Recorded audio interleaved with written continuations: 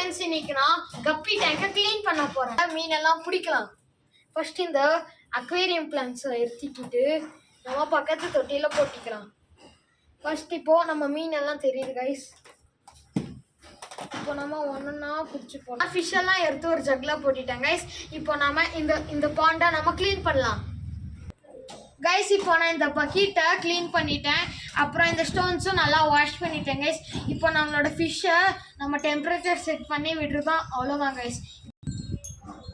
Guys இப்போ நாங்கள் ஃபிஷ்ஷை டெம்பரேச்சர் செட் ஆகிற அளவுக்கு 2 hours விட்டுட்டோம் கைஸ்.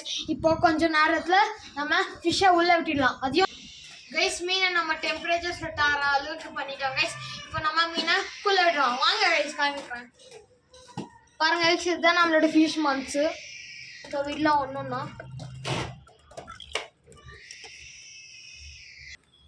கைஸ் இப்போ நம்மளோட அக்வேரியம் பிளான்ட்டான மணி பிளான்ட்டை குள்ளே வச்சிடலாம். அப்போதான் நம்மளோட கப்பிக்கு நல்லா ஆக்சிஜன் பிரீத் தரும். இது குட்டி, அதனால நல்லா இருக்கும் கைஸ். Hiding spot guys.